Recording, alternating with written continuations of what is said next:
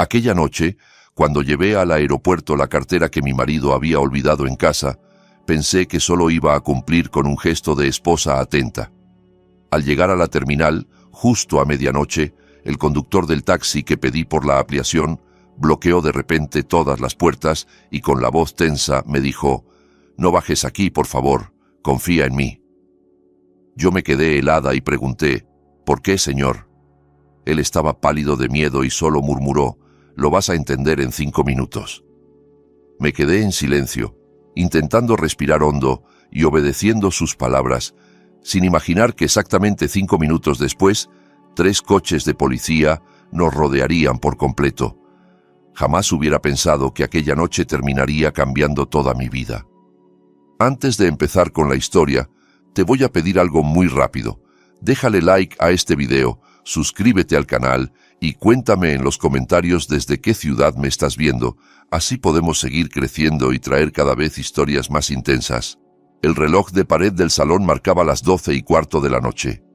En la enorme casa reinaba un silencio frío, casi hostil. Lina acababa de terminar de ordenar el escritorio de su marido, Sergio, que había quedado hecho un desastre por los preparativos de un viaje de trabajo supuestamente improvisado. Sergio se había despedido a toda prisa hacía apenas una hora, diciendo que había surgido un problema urgente en el proyecto de apertura de una nueva sucursal de la empresa en el norte del país y que tenía que volar en el primer vuelo de la madrugada. Lina, una esposa obediente y poco dada a cuestionar, solo había ayudado a preparar su ropa y sus cosas sin hacer demasiadas preguntas, porque confiaba ciegamente en él. Durante 3 años de matrimonio, Sergio había sido para ella el marido perfecto, trabajador, amable y siempre dulce en el trato, alguien que parecía incapaz de hacerle daño. Cuando Lina estaba a punto de apagar la luz del despacho, algo negro llamó su atención debajo de una pila de carpetas en la esquina del escritorio. Sintió un vuelco en el pecho al reconocer el objeto. Era la cartera de cuero de Sergio. La tomó enseguida y revisó el interior. Ahí estaban su documento de identidad, la tarjeta de crédito principal, la tarjeta de débito y un buen fajo de billetes. Lina se puso nerviosa al instante. ¿Cómo era posible que Sergio hubiera salido rumbo al aeropuerto sin su cartera? Sin identificación, no podría embarcar en el avión. Sin tarjetas ni efectivo, tendría problemas durante el viaje. De inmediato, imaginarlo perdido en la terminal, enfadado o incluso atrapado por aquella torpeza, empezó a taladrarle la mente. Lina corrió a la habitación para buscar su teléfono y llamó a Sergio varias veces. El tono de llamada sonó una y otra vez, pero nadie respondió. Pensó que quizá iba en el coche de camino al aeropuerto, que tendría el móvil en silencio o que estaba hablando con alguien. Eso solo aumentó su inquietud. Miró de nuevo el reloj de pared. Eran las 12:20. El vuelo de Sergio estaba programado para las 2 de la madrugada. Todavía quedaba tiempo si salía de inmediato. Vivían a unos 45 minutos del aeropuerto si el tráfico estaba despejado. Lina no conducía de noche porque sufría algo de deslumbramiento con los faros de los coches que venían de frente, y además el chofer de la familia se había marchado a su casa al caer la tarde. Sin pensarlo más, decidió pedir un taxi por aplicación. Con los dedos temblorosos, abrió la aplicación en el móvil. Tenía que llevar aquella cartera a toda costa. No quería que Sergio se metiera en problemas por algo que ella podía solucionar. Tras unos minutos de búsqueda, la app le indicó que un conductor había aceptado el viaje. El nombre que apareció en pantalla fue el de Ramiro. El coche era un sedán negro con matrícula par y se encontraba muy cerca del conjunto residencial. Llegaría en unos 5 minutos. Lina se puso el hijab con rapidez, se abrochó un abrigo grueso para protegerse del aire helado de la noche y sujetó la cartera de Sergio con tanta fuerza que parecía estar sosteniendo su propia vida. 5 minutos después, un sedán negro se detuvo frente a la reja de la casa. Lina salió, cerró con llave y bajó hacia la calle. Abrió la puerta trasera del coche y se acomodó en el asiento. El aire acondicionado le golpeó el rostro con un frío artificial que contrastaba con el silencio de la noche. En el asiento delantero, iba un hombre de mediana edad, con el cabello ya canoso en los laterales. Miró a Lina apenas un segundo a través del retrovisor central. Tenía la mirada afilada, pero el rostro inexpresivo. Lina lo saludó con educación, se disculpó por pedir un viaje tan tarde y le explicó que tenía que ir a la terminal de salidas nacionales del aeropuerto. El señor Ramiro solo asintió con la cabeza, sin girarse, y arrancó el coche lentamente, abandonando la zona de casas de lujo. Dentro del coche reinaba un silencio extraño. No sonaba la radio, no había música ligera ni ese pequeño esfuerzo de conversación que muchos conductores hacen para romper el hielo. Solo se escuchaba el motor y el roce de las llantas sobre el asfalto. El sedán avanzó por la autopista casi vacía, mientras las farolas bañaban el interior del vehículo con una luz anaranjada y mortecina. Lina miraba todo el rato la pantalla de su móvil, esperando que Sergio devolviera la llamada, pero la pantalla seguía negra. Le envió un mensaje rápido para avisar que iba camino del aeropuerto a llevarle la cartera, pero el mensaje quedó con una sola marca de enviado, sin confirmar recepción. Pensó que quizás se había quedado sin batería o que en la ruta al aeropuerto la cobertura no era buena.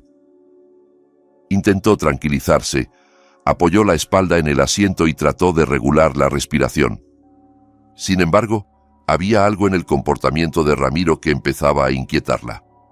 Lina notó que el conductor miraba con demasiada frecuencia el retrovisor central, como para comprobar tanto sus movimientos como lo que sucedía en la parte trasera del coche.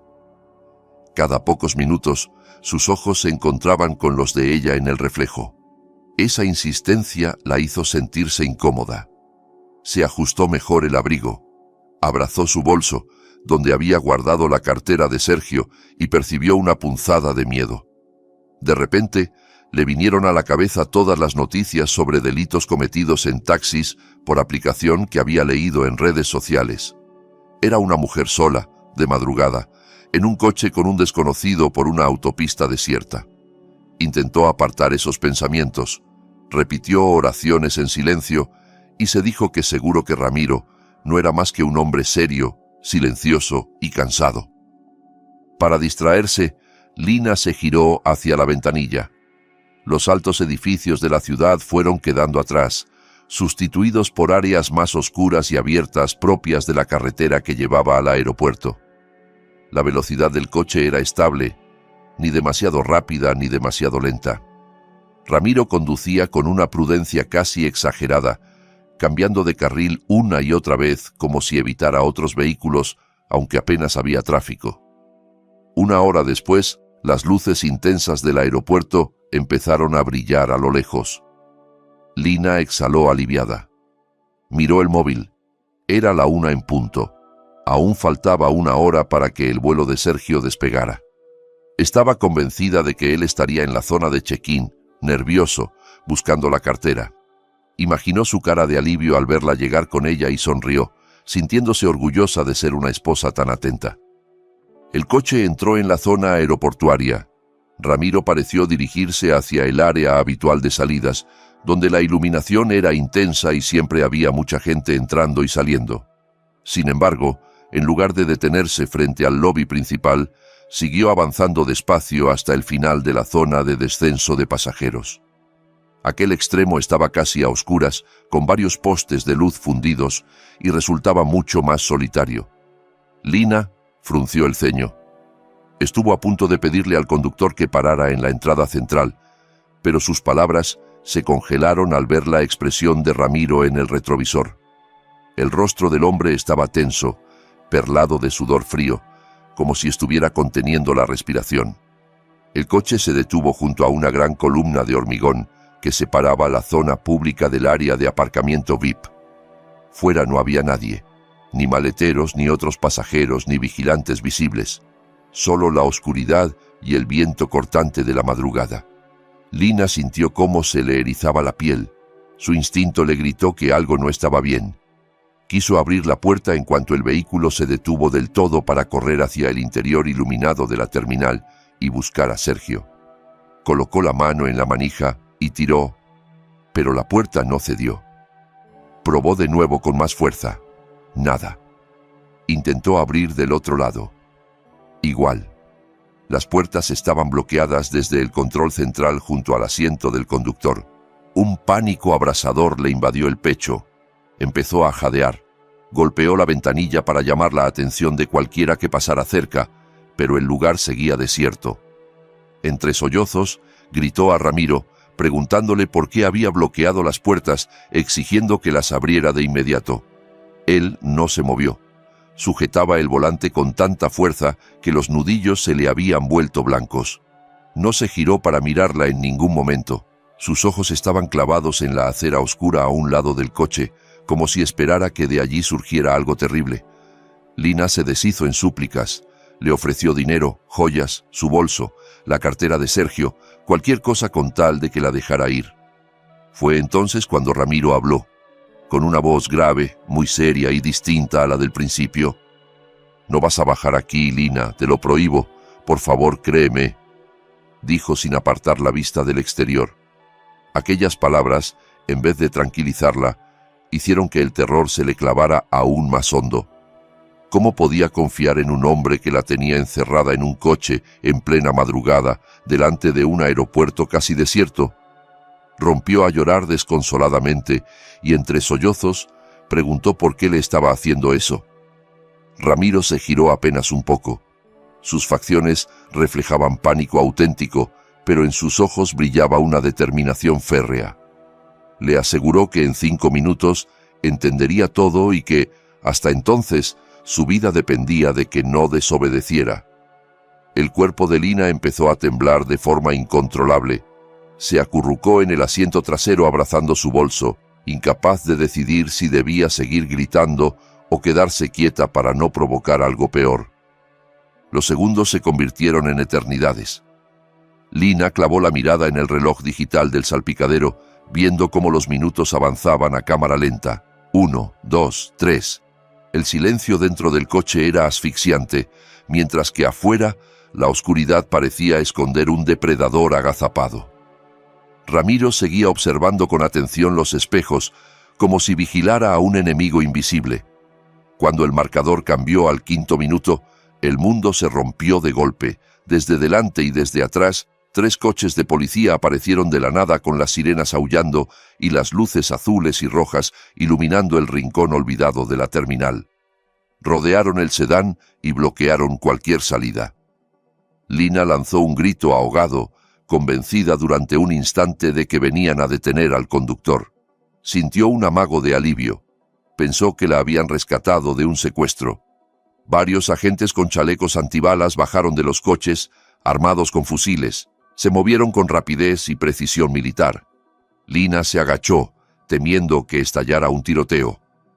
Escuchó órdenes a gritos por los altavoces, mandando tumbarse a alguien y rendirse de inmediato. Cerró los ojos y se tapó los oídos, deseando que todo acabara pronto. Pero, para su sorpresa, los policías no apuntaron hacia el sedán de Ramiro. Pasaron de largo, rodearon la gran columna de hormigón que había junto al coche y se abalanzaron sobre una silueta que estaba oculta en la oscuridad, exactamente en el lugar donde habría quedado la puerta trasera si Lina hubiese podido bajarse. Ella se atrevió a levantar la cabeza apenas un poco.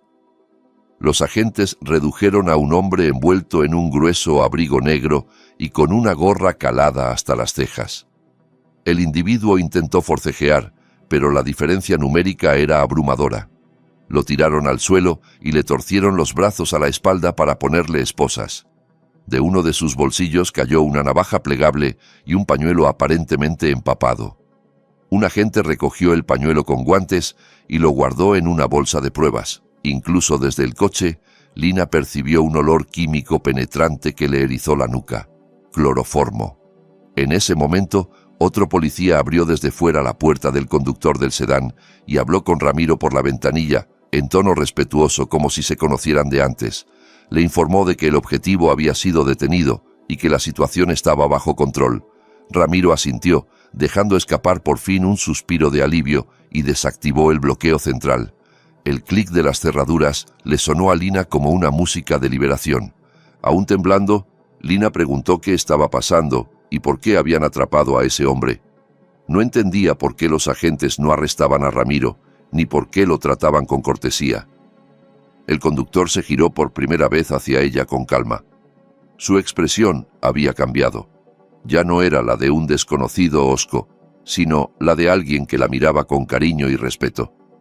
Se presentó de nuevo, pero esta vez no como un simple chofer de aplicación.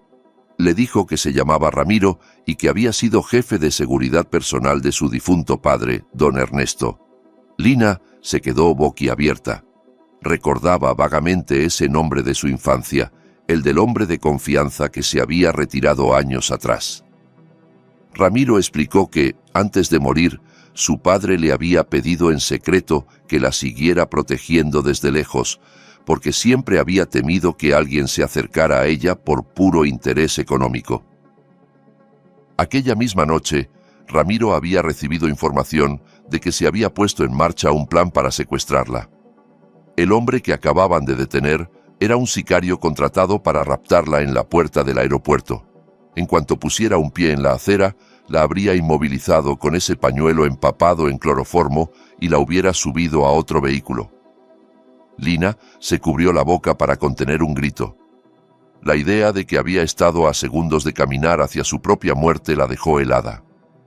Entonces, con la voz rota, preguntó quién podría odiarla tanto como para hacer algo así. Ramiro no contestó con palabras. Alzó la mano y señaló hacia lo alto, al segundo piso del edificio de salidas internacionales, donde la fachada acristalada dejaba ver claramente el interior iluminado. Lina siguió la dirección de su dedo y vio una figura muy familiar. Allí estaba Sergio, su marido. No tenía, sin embargo, el rostro de un hombre angustiado por la desaparición de su esposa, sino una expresión enrojecida por la rabia y la frustración. Arrojó su teléfono contra el suelo con violencia, y no estaba solo. A su lado se encontraba Valeria, la mejor amiga de Lina, su compañera inseparable en salidas de compras y reuniones sociales. Valeria llevaba un vestido rojo llamativo y sostenía con ternura el brazo de Sergio, intentando calmarlo. A sus pies había dos maletas grandes, maletas de viaje, no de trabajo. Sergio rodeó la cintura de Valeria con naturalidad, con una intimidad que jamás habría tenido con una simple amiga. Ambos miraban hacia abajo, hacia la zona de los coches patrulla, con una mezcla de odio y desesperación en los ojos, como si alguien les hubiera estropeado un plan cuidadosamente trazado. En ese instante, el mundo de Lina se desmoronó. Las lágrimas volvieron a brotar, no ya por miedo, sino por un dolor punzante en lo más hondo del pecho. Allí, delante de sus ojos, se reflejaba una traición doble. El hombre al que amaba y la amiga en quien confiaba habían conspirado juntos para eliminarla. El supuesto viaje de negocios era una mentira, y la cartera olvidada no había sido un descuido, sino un señuelo para obligarla a salir sola de casa a medianoche y llevarla justo a ese lugar donde el sicario la esperaba. Ramiro dejó que llorara un rato en silencio, hasta que sus sollozos se transformaron en respiraciones entrecortadas. Entonces puso en marcha el coche de nuevo y se alejó del aeropuerto, ese escenario en el que una parte de Lina había muerto para siempre. Mientras se incorporaban de nuevo a la autopista, Ramiro le pidió que volviera a abrir la cartera de Sergio. Lina obedeció con las manos aún temblorosas. Allí seguían el documento de identidad y las tarjetas. Al sacar el dinero en efectivo, notó algo raro entre los billetes.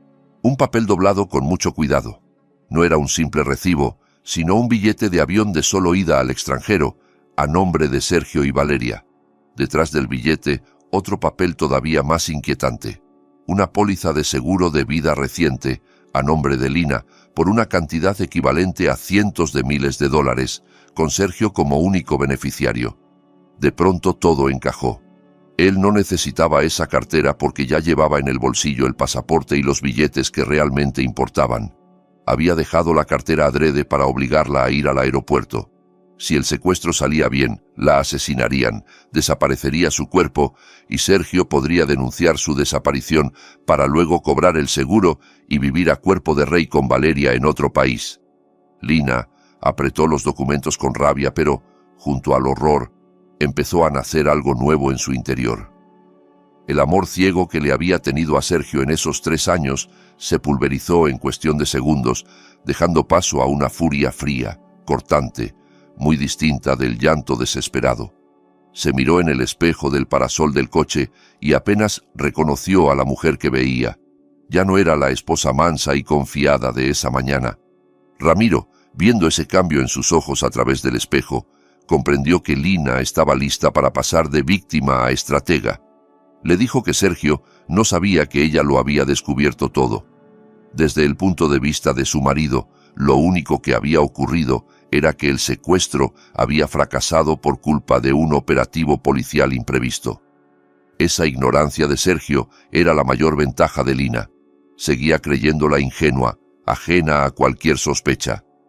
Ramiro le recomendó que regresara a casa y fingiera que nada había pasado, que nunca había ido al aeropuerto.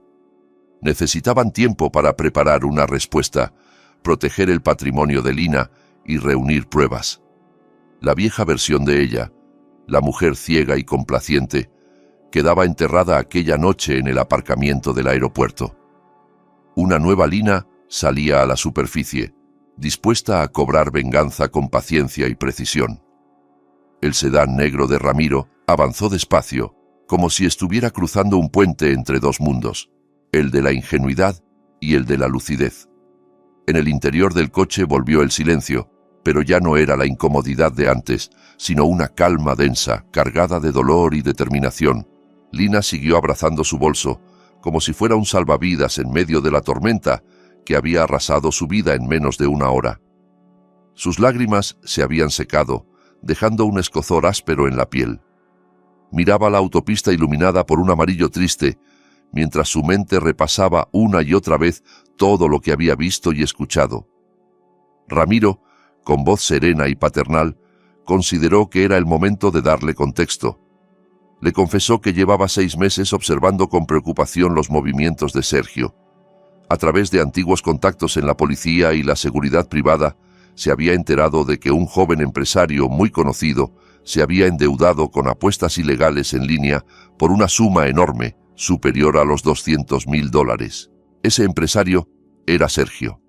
Al principio, Ramiro no quiso creerlo, pero las pruebas se acumularon. Había informes sobre empeños de pequeñas propiedades, discretamente, sin avisar a Lina. El comportamiento de Sergio se había vuelto más hermético, más nervioso. Lina recordó, con un nudo en la garganta, todas las veces que él se había quejado de proyectos bloqueados o de clientes morosos para justificar que necesitaba firmar documentos urgentes con ella y retirar dinero de la cuenta conjunta. Ahora entendía que no era el negocio lo que devoraba ese dinero, sino el juego. Se sintió torpemente culpable, como si hubiera fallado al legado de su padre, que le había dejado la empresa y las propiedades para que las cuidara. Había permitido que un lobo vestido de cordero durmiera a su lado cada noche, devorando su futuro poco a poco. Ramiro le pidió entonces que revisara otra vez la cartera con más atención. Lina deslizó los dedos por un compartimento tan estrecho que apenas se notaba, detrás de las ranuras para tarjetas. Allí encontró un papel muy doblado, un poder notarial que transfería la titularidad de la casa principal y de una valiosa finca en el centro de la ciudad de su nombre, al de Sergio. La firma que aparecía al pie era la de Lina, o al menos lo parecía. Ella supo de inmediato que jamás había firmado ese documento. Ramiro le explicó que, probablemente, Sergio había falsificado su firma, o le había colado ese papel entre otros documentos cuando ella estaba cansada o distraída. El plan era tan meticuloso que daba miedo. Si el secuestro tenía éxito y Lina desaparecía, Sergio utilizaría ese poder de inmediato antes de que la noticia se hiciera pública y se quedaría legalmente con todo. Lina arrugó el papel con rabia. Ya no quedaba ni un gramo de cariño en su pecho. Recordó la sonrisa dulce de Sergio al despedirse aquella noche, pensando que en pocas horas ella estaría muerta. Se juró a sí misma que no volvería a dejarse engañar así. Miró su propio reflejo en la ventanilla del coche y decidió que la mujer débil que había sido hasta entonces se acababa allí. en honor a la memoria de su padre y por respeto a sí misma, no permitiría que Sergio y Valeria ganaran ni un centímetro más. Ramiro, viendo esa resolución, empezó a delinear un plan.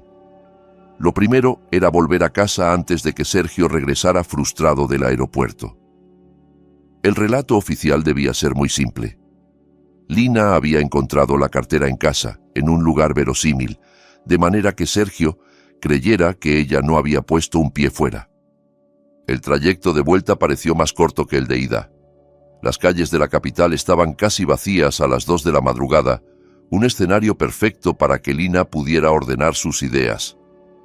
Se secó los restos de lágrimas, arregló su hijab frente al pequeño espejo y ensayó una sonrisa. Al principio el gesto se veía duro y artificial, pero, a base de intentarlo, consiguió recuperar la expresión dulce que Sergio conocía. Tendría que convertirse en la mejor actriz de su propia vida, no en busca de un premio, sino para salvar su destino. Al llegar al conjunto residencial, Ramiro apagó las luces del coche para no llamar la atención del guardia ni de los vecinos. La dejó unos metros antes de la puerta para que el sonido del motor no delatara nada. Antes de que Lina bajara, Ramiro le entregó un pequeño dispositivo del tamaño de un botón. Era un micrófono espía de alta tecnología. Le pidió que lo escondiera en un lugar que Sergio usara a diario para hablar o trabajar, pero donde no fuese fácil detectarlo. Lina lo guardó en el puño cerrado con determinación. Salió del coche y se deslizó hasta la puerta de su propia casa como si fuera una intrusa en territorio enemigo. Abrió la cerradura con sumo cuidado para que no chirriara. El interior estaba a oscuras y silencioso, impregnado del aroma de ambientador a lavanda que otras noches la había reconfortado y que ahora le resultaba asfixiante. Cada rincón le recordaba escenas de una vida que acababa de demostrar ser una mentira. El sofá donde veían películas, la mesa donde desayunaban juntos. Todo le pareció de repente un decorado de teatro. Cerró de nuevo con llave por dentro, para que nada llamara la atención cuando Sergio volviera. Su primera parada fue el baño. Se lavó la cara repetidas veces con agua fría, tratando de borrar el rastro de lágrimas y pánico de sus facciones. Se miró largo rato en el espejo del lavabo. Seguía viendo a la misma mujer de siempre, pero con otra alma en los ojos. Ya no había ingenuidad, sino una dureza nueva, lúcida. Se susurró a sí misma que podía hacerlo, que no era una víctima indefensa, sino la hija de un hombre fuerte que nunca se rindió. Cuando se sintió lo bastante serena, empezó a preparar el escenario. Lina llevó la cartera de Sergio al salón y meditó dónde sería más lógico encontrarla. No debía estar escondida en un lugar imposible, pero tampoco tan a la vista que pareciera puesta adrede. Tras unos segundos de reflexión, decidió dejarla medio encajada en la ranura entre el cojín del sofá y el reposabrazos, tal y como podría haber caído del bolsillo de Sergio cuando se sentó por última vez a ponerse los zapatos. El lugar era perfecto. Luego se sentó en ese mismo sofá, encendió la televisión con el volumen muy bajo, dejó una revista en las manos y se acomodó como si estuviera leyendo hasta quedarse dormida. El reloj marcaba las 3 cuando escuchó el motor de un coche acercarse y detenerse frente a la casa. Se obligó a cerrar los ojos y a respirar de forma lenta y regular, imitando el sueño. Oyó la llave girar con brusquedad en la cerradura y la puerta abrirse de golpe. Sergio entró jadeando, con la corbata floja, el rostro sudoroso y el gesto alterado. No era, sin embargo, el sudor de alguien que vuelve agotado del tráfico, sino el de quien ha visto un plan criminal hundirse ante sus ojos. Llamó a gritos a Lina por su nombre. Ella fingió sobresaltarse, dejó caer la revista y se incorporó con un bostezo exagerado. Parpadeó varias veces, como si estuviera desorientada, y preguntó qué hacía allí, si no se supone que a esas horas estaría ya en el avión. Su actuación fue impecable. Sergio se quedó un segundo paralizado al verla tan tranquila en el sofá. Después recuperó la compostura y comenzó a desplegar sus mentiras habituales. Con voz apesadumbrada, Dijo que, cuando iba por la autopista hacia el aeropuerto, se dio cuenta de que había perdido la cartera. Entró en pánico, explicó, y decidió regresar, porque no podía volar sin identificación. Añadió que había habido un accidente de camión y que el tráfico se colapsó, justificando así que llegara tan tarde. Lina lo escuchó con el rostro preocupado, asentando, aunque por dentro le hervía la sangre. Sabía perfectamente dónde había estado él en realidad y con quién. Se puso en pie, le tomó del brazo con dulzura y comentó que ella también se había asustado porque no había podido comunicarse con él. Con mucha naturalidad señaló el sofá. Le dijo que, al despertarse, había notado algo duro en la ranura del asiento y que, al mirar, había visto asomar la cartera. Al seguir con la mano la dirección que ella señalaba, Sergio vio el borde del cuero sobresaliendo entre los cojines. Sus facciones cambiaron de inmediato. Primero alivio inmenso, luego desconcierto. Se lanzó a coger la cartera y revisó su contenido con rapidez. Todo estaba allí. Lo que no sabía era que Lina ya había fotografiado el billete y la póliza en el coche de Ramiro para conservar pruebas. Sergio la abrazó con entusiasmo, la llenó de gracias y la llamó su amuleto de buena suerte. En ese abrazo, Lina captó algo más. Un perfume femenino que no era el suyo, un aroma suave y caro que reconoció al instante como el de Valeria. Se le revolvió el estómago, pero no se apartó.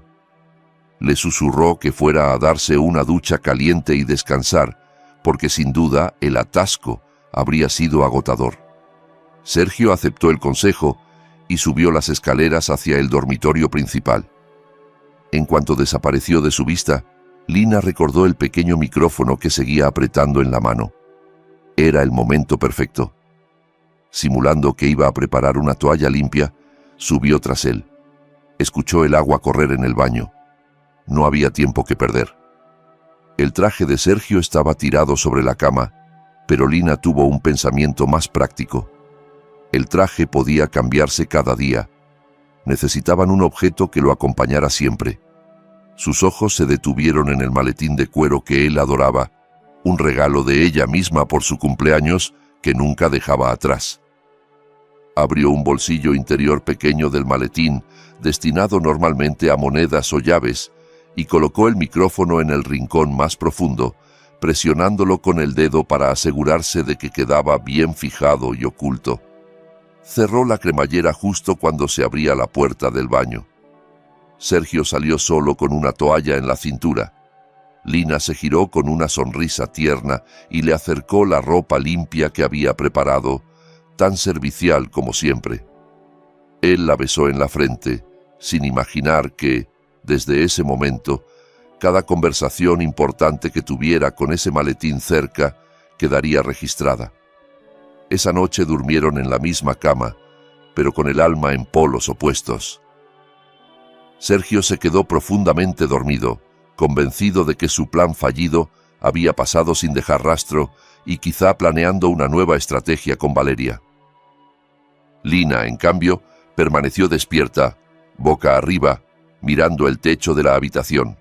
Llevaba puestos unos discretos auriculares conectados a la aplicación del micrófono espía en el móvil. Sabía que un hombre como Sergio no tardaría en contactar con su cómplice.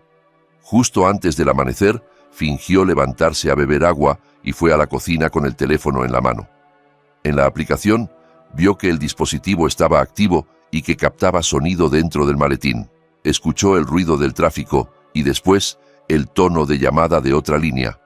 Sergio estaba usando un segundo teléfono, oculto en el maletín, para llamar a alguien. En cuanto respondió una voz femenina al otro lado, Lina sintió un escalofrío. Era Valeria. La conversación que siguió fue cualquier cosa menos romántica. No había palabras dulces, sino insultos, reproches y pánico. Sergio maldecía a la policía y el operativo que había arruinado su plan en el aeropuerto. Gritaba que el plazo para pagar sus deudas de juego terminaba al día siguiente y que debía más de $200,000. Si no pagaba, los matones que trabajaban para el prestamista vendrían a su casa y a la oficina, arruinando su reputación y quizá enviándolo a la cárcel. Valeria, tan nerviosa como él pero más calculadora, le recordó el plan alternativo, el viejo almacén heredado del padre de Lina, donde creían que se guardaban lingotes de oro y escrituras de tierras aún sin titular. El problema era el mismo de siempre. Solo Lina conocía la clave de la caja fuerte que, según los rumores, había allí.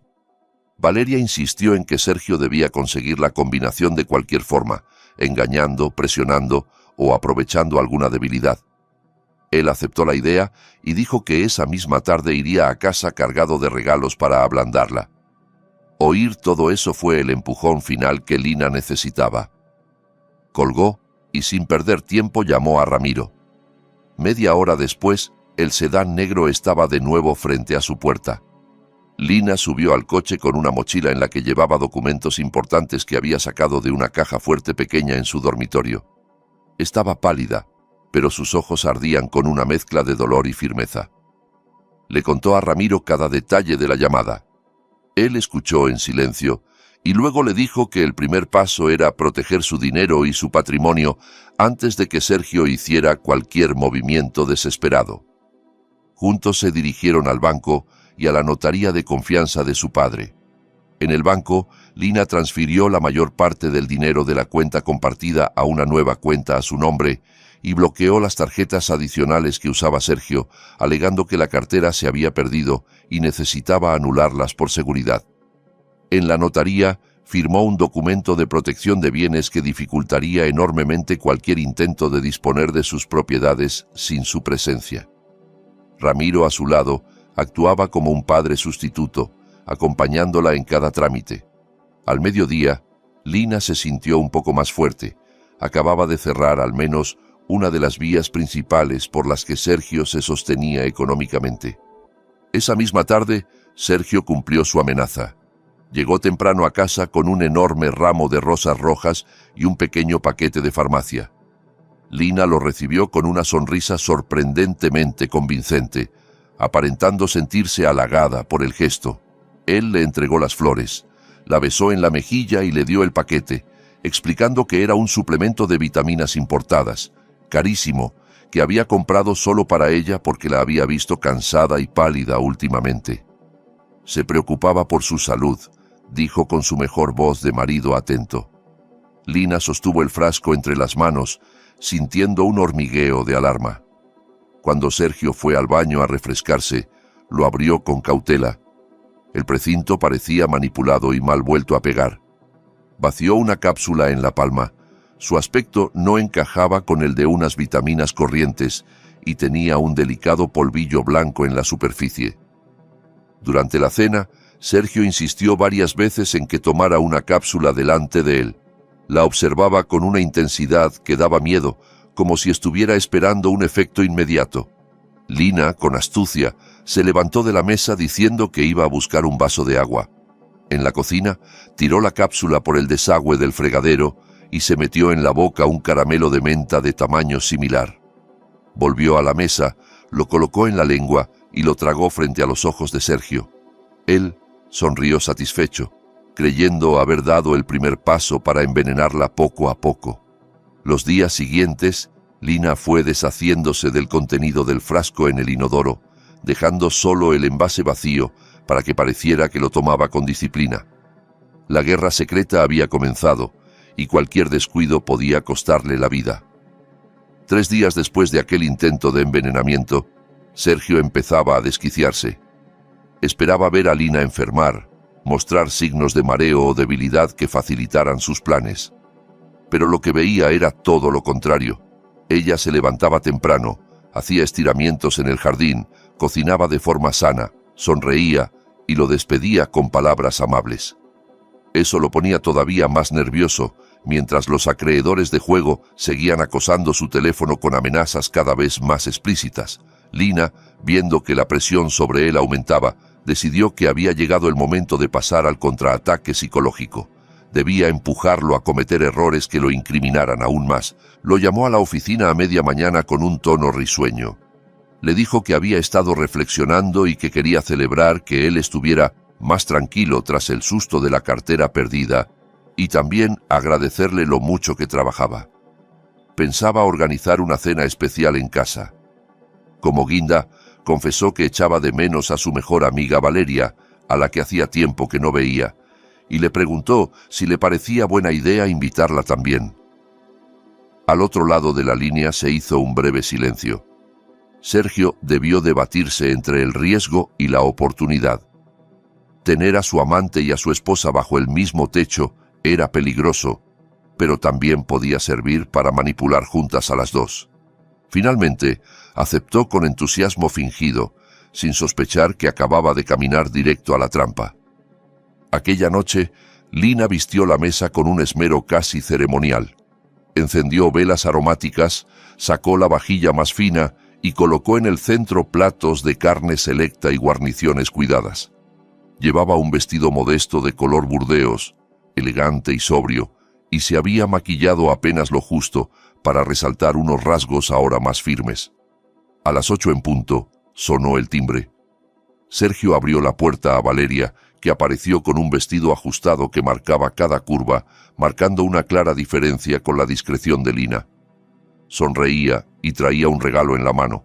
Saludó a Lina con besos en ambas mejillas, con ese falso cariño que siempre había usado, y Lina correspondió al abrazo sintiendo que abrazaba a una serpiente. La cena empezó entre bromas ligeras y comentarios triviales. Sergio y Valeria se lanzaban miradas cargadas de mensajes que Lina fingía no notar. Ella se concentraba en servir, rellenar copas y mantener el ambiente aparentemente cordial. En medio del tintineo de los cubiertos, Lina decidió mover las piezas. Dejó lentamente el cuchillo y el tenedor sobre el plato, limpió sus labios con la servilleta y con voz más baja dijo que la noche anterior había tenido un sueño muy extraño. Sergio, con la boca llena, le preguntó qué había soñado. Lina sonrió con un aire enigmático. Contó que en el sueño había una mujer rica con un marido encantador y una amiga muy cercana, pero que, en secreto, aquel marido y aquella amiga conspiraban para asesinarla por su herencia. Los detalles que añadió fueron tan precisos que hicieron hielos en la sangre. Habló de un falso viaje de trabajo, de un sicario con cloroformo en la puerta de un aeropuerto, de unas vitaminas adulteradas. La cara de Valeria perdió todo el color. El tenedor se le resbaló de la mano y sonó contra el plato. Sergio se atragantó con un trozo de carne y empezó a toser de forma desesperada, bebiendo agua a grandes tragos.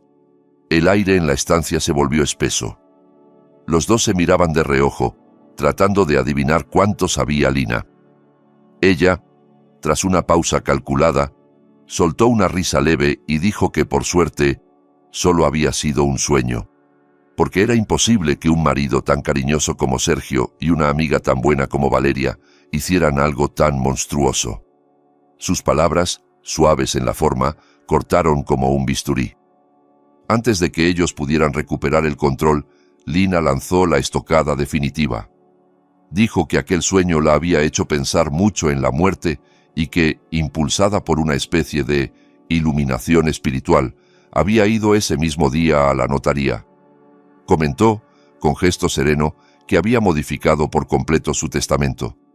Explicó que si algún día moría de manera repentina o en circunstancias dudosas antes de los 60 años, el 100% de sus bienes, incluida la casa, los terrenos, las cuentas bancarias, las acciones y el contenido de la caja fuerte familiar, se donarían automáticamente a una fundación de orfanatos y a una organización contra el cáncer. Ni su marido ni ningún otro familiar recibirían un solo dólar. Justificó su decisión diciendo que Sergio era un hombre capaz, que podía ganarse la vida por sí mismo sin depender de una herencia. La sala quedó sumida en un silencio brutal. Sergio se quedó rígido, con la mirada perdida, como si alguien le hubiese arrancado el suelo bajo los pies. Valeria abrió la boca, pero no encontró palabras. Todo el esfuerzo por eliminar a Lina y quedarse con su dinero había quedado neutralizado en un instante. Matarla ya no tenía sentido. Si ella moría, ellos no tendrían nada que heredar más allá de sus propias deudas. Lina los miró, ladeó la cabeza y con una sonrisa dulcemente venenosa preguntó si veían algo malo en su decisión, si acaso no era algo digno destinarlo todo a la caridad. Sergio balbuceó que era una reacción exagerada y que tenía que pensar en el futuro de la familia. Lina lo interrumpió con educación firme, insistiendo en que lo hacía precisamente pensando en su futuro espiritual. Terminó el trozo de carne como si nada, mientras enfrente dos almas avaras se deshacían en silenciosa desesperación. Lo que ninguno de ellos sabía era que, en una esquina del comedor, una pequeña luz de una cámara oculta, instalada por Ramiro, parpadeaba, grabando cada gesto, cada mirada de pánico. Aquella cena fue la primera pieza de un dossier de pruebas que desmoronaría por completo la versión de Sergio y Valeria en los tribunales. Esa misma noche, incapaces de dormir, Sergio y Valeria se refugiaron en el pequeño apartamento que ella tenía en otra zona de la ciudad, su guarida secreta, que ahora se había convertido en un refugio de pánico. El teléfono de Sergio no dejaba de vibrar con llamadas y mensajes desde números extranjeros cargados de amenazas y fotos desagradables. Los acreedores de sus apuestas no iban a esperar más. Sergio caminaba de un lado a otro, despeinado, ojeroso, cada vez más al borde del colapso. Sabía que, con el Nuevo Testamento, matar a Lina sería inútil. Quedarse con la herencia por la vía rápida estaba descartado. Valeria, fumando nerviosa en el sofá, lo culpaba de todo. Le arrojaba encima la responsabilidad de no haber controlado a su esposa y de haber permitido que cambiara el testamento. Discutieron a gritos, con insultos cada vez más crueles. Sin embargo, cuanto más avanzaba el reloj, más claro veían que necesitaban dinero inmediatamente. Si no podían eliminar a Lina, solo les quedaba doblegarla. Sergio decidió dar un nuevo giro a la violencia. Tramaría un secuestro doméstico. Contrataría a 3 matones para que entraran en la casa, amarrasen a Lina y la torturaran física y psicológicamente hasta que, debilitada, firmara una revocación del testamento y varios poderes de traspaso de bienes. Ya no le interesaba fingir ser el marido perfecto. Su vida estaba en juego y la máscara se le caía. Al día siguiente, Sergio no regresó a casa. Envió un mensaje diciendo que había surgido una auditoría urgente en la empresa y que tendría que quedarse a dormir allí. En realidad, se reunió con 3 delincuentes corpulentos en una cafetería de las afueras de la ciudad. Les prometió un buen pago si lograban arrancar a Lina las firmas necesarias. Cuando el sol empezó a caer y el cielo se tiñó de naranja, Sergio, Valeria y los matones se subieron a una furgoneta con cristales tintados rumbo a la casa de Lina. Desde afuera, la vivienda estaba silenciosa. No había luces encendidas en la entrada, algo extraño, porque Lina solía encenderla del porche antes de anochecer. El coche de ella seguía en el garaje, lo que significaba que, en teoría, estaba dentro. Sergio abrió la reja con una llave de repuesto y caminó con el corazón desbocado. Señaló a los matones para que se prepararan. Metió la llave en la cerradura de la puerta principal y la giró con cuidado. La puerta se abrió sin resistencia. Entraron como una oleada a la planta baja, preparados para reducir a quien encontraran. Los matones revisaron el salón, la cocina y las habitaciones de invitados. Sergio y Valeria subieron corriendo al dormitorio matrimonial, donde Lina solía descansar cuando estaba en casa. Sergio pateó la puerta y gritó su nombre con un tono amenazante. La habitación estaba vacía, la cama impecablemente tendida, el vestidor intacto. Empezó a revisar el baño, el estudio, cada rincón del piso superior. Nada. La casa parecía abandonada. Aterrorizado por la posibilidad de que Lina hubiera logrado escapar, Sergio bajó de nuevo al salón. Los matones confirmaron que no había nadie en toda la casa. En un arrebato de ira, lanzó una patada a una mesita de cristal, rompiendo un florero a pedazos.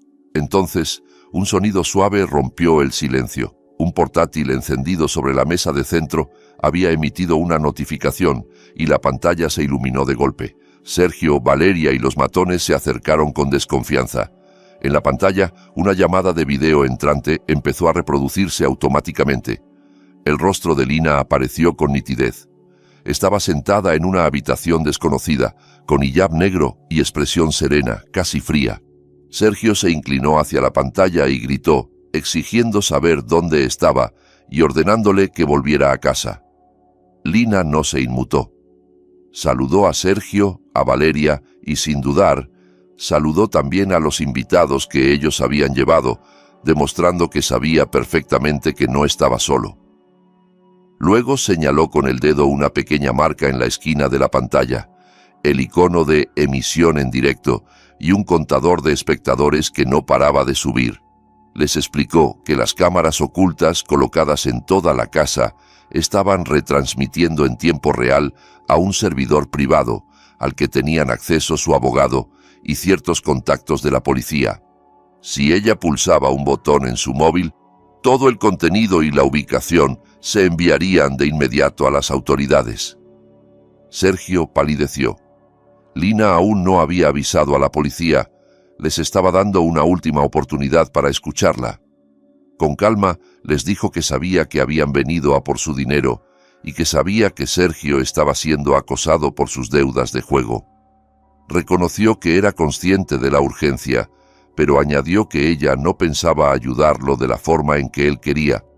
Aún así, aseguró que no era tan cruel como para dejar que lo mataran por un impago. Confesó que el testamento realmente existía tal y como les había dicho y que los bienes principales ya estaban blindados, pero también les reveló que tenía un capital líquido no registrado en el testamento. Un legado de su padre en forma de efectivo y oro guardado en un lugar secreto, suficiente para cubrir la deuda y algo más. Los ojos de Sergio y Valeria brillaron de codicia. Preguntaron dónde estaba ese dinero, prometiendo desaparecer para siempre de la vida de Lina una vez lo tuvieran. Ella describió un antiguo almacén textil propiedad de su familia en una zona industrial abandonada, un lugar que casi nadie visitaba. Contó que, en la parte trasera, bajo el suelo de hormigón donde antaño se encontraba la máquina número 7, había una caja fuerte enterrada. Les dio la combinación, basada en la fecha de su boda, invertida. Era una historia tan detallada y verosímil que disipó las últimas reservas de Sergio. Recordaba aquel almacén. Había estado allí una vez, al inicio del matrimonio, y sabía que era perfecto para esconder algo. Sin pensarlo más, Sergio ordenó a los matones que lo acompañaran al almacén. Necesitaba su fuerza para romper el suelo y cargar con la caja. Cerró de golpe el portátil cortando la llamada, convencido de que tenía la fortuna al alcance de la mano. La furgoneta arrancó y salió disparada hacia la zona industrial, con Valeria indicándole por el móvil las rutas más rápidas. Ninguno de ellos notó el coche que los seguía a distancia, el sedán de Ramiro, con él al volante y Lina a su lado, observando el punto rojo del GPS que marcaba la ubicación del vehículo de Sergio.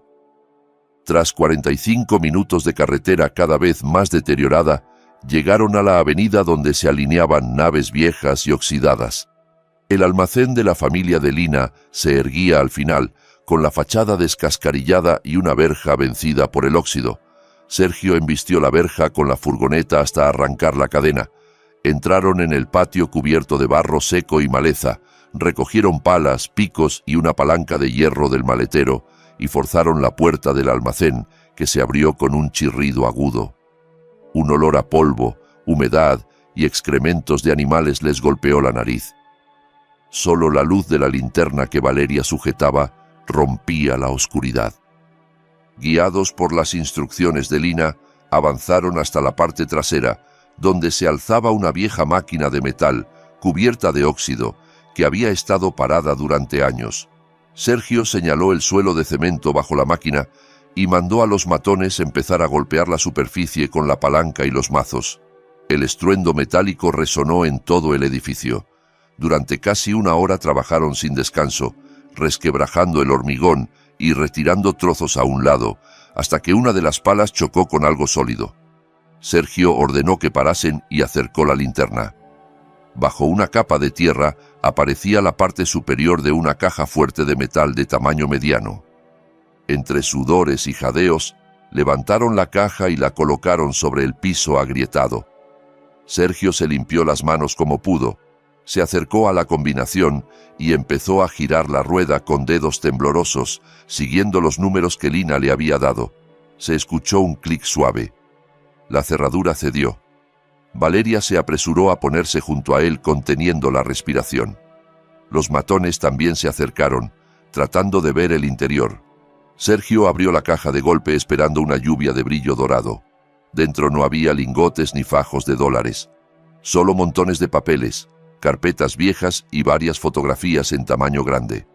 Confundido, Sergio comenzó a rebuscar nerviosamente, esperando encontrar los billetes bajo aquel desorden.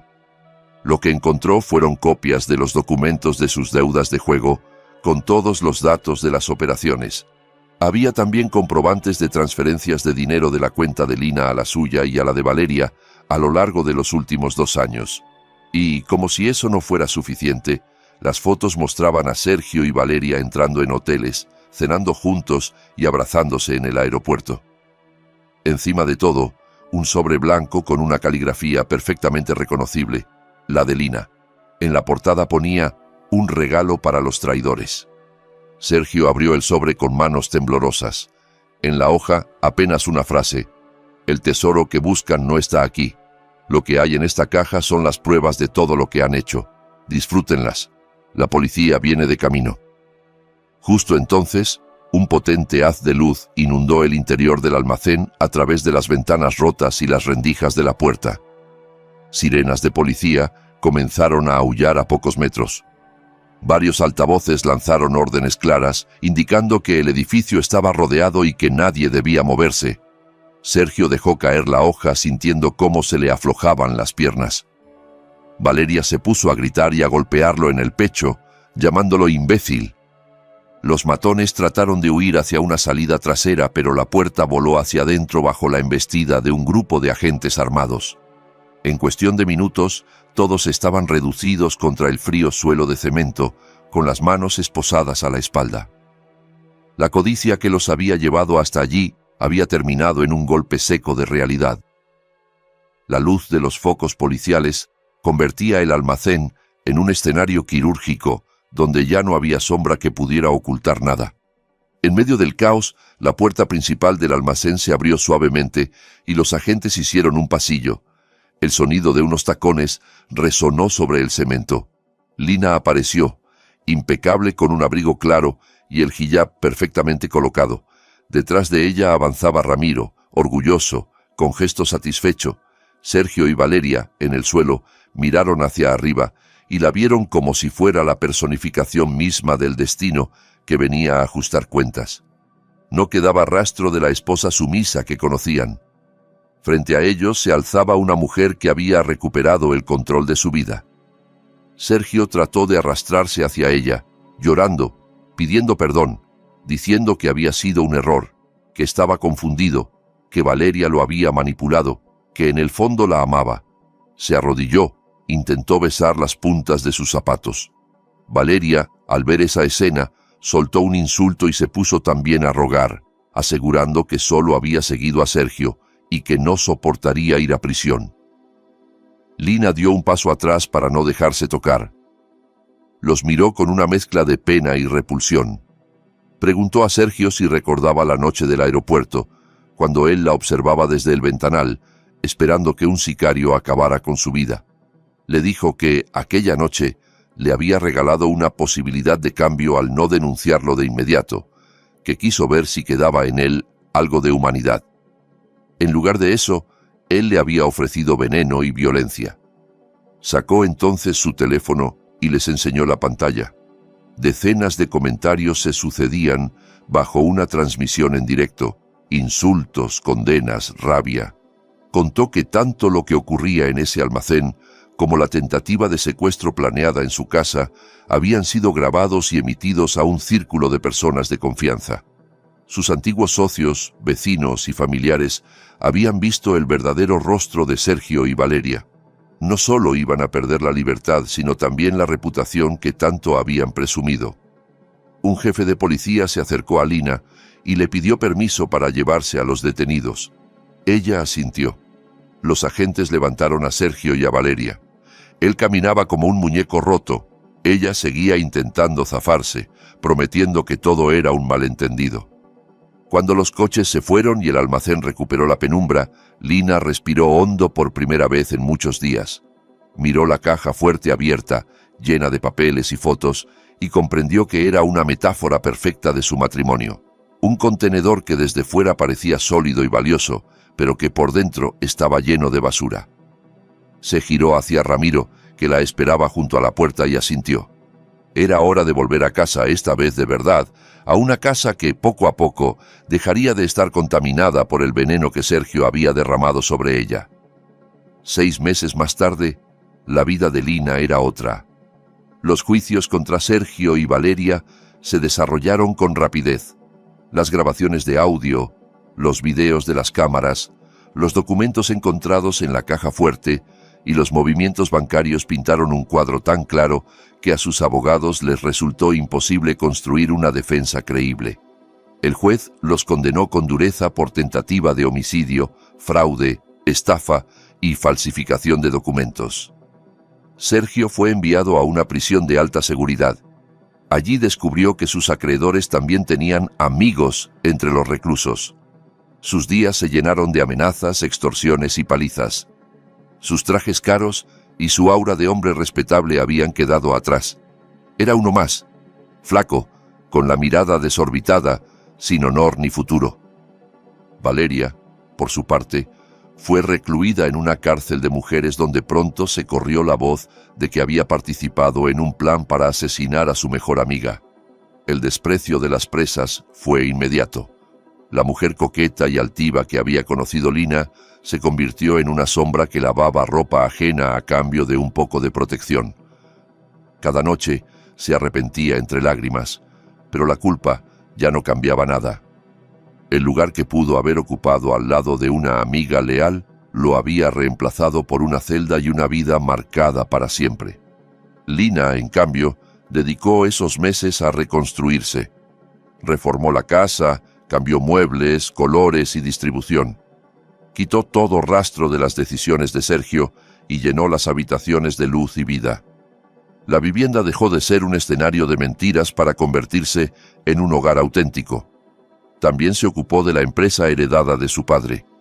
Acompañada por abogados y asesores, detectó y expulsó a quienes habían colaborado con Sergio en maniobras dudosas. Implementó controles nuevos, fomentó una cultura de transparencia y descubrió que, en realidad, tenía un gran talento para los negocios. No era solo la hija del dueño, era la directora que guiaba la compañía hacia una nueva etapa de crecimiento. Su figura se hizo conocida en círculos empresariales. Empezó a ser invitada a charlas y seminarios sobre liderazgo femenino. Contaba su historia con discreción, sin dar nombres, poniendo el foco en cómo una mujer puede sobreponerse a la traición y tomar las riendas de su destino. El hijab que llevaba con elegancia no era solo una prenda de fe, sino un símbolo de la fortaleza que había encontrado dentro de sí misma. Sus empleados la miraban con respeto genuino, no por miedo, sino porque veían en ella a alguien que había caído al fondo y se había levantado sin renunciar a su dignidad. Una mañana luminosa, Lina llegó al mismo aeropuerto donde su vida había estado a punto de terminar. Esta vez, sin embargo, iba con el corazón ligero y una pequeña maleta de viaje. Vestía un conjunto cómodo y elegante en tonos suaves, con gafas de sol y una sonrisa tranquila. Ramiro la acompañó hasta la zona de embarque VIP. Ya no era solo el antiguo hombre de seguridad de su padre, era su mano derecha en la empresa y, por encima de eso, un miembro más de la familia que Lina había elegido. Al detenerse cerca de la columna de hormigón donde, meses antes, la habían querido matar, Lina miró de reojo el lugar. El recuerdo ya no dolía, solo le recordaba lo lejos que había llegado. Ramiro le preguntó casi con orgullo paternal si estaba lista para el viaje. Lina asintió. Tenía en la mano los billetes para una umra, que es la peregrinación menor a la Meca, y una visita posterior a Turquía, el viaje que siempre había soñado hacer en pareja y que ahora iba a disfrutar sola, desde una libertad conquistada. Agradeció a Ramiro por todo lo que había hecho por ella, diciéndole que, para ella, no era solo un protector, sino un auténtico ángel guardián enviado por su padre desde el recuerdo. Él se emocionó, con los ojos humedecidos. Ella entonces se giró hacia la puerta de salidas internacionales, respiró hondo y avanzó.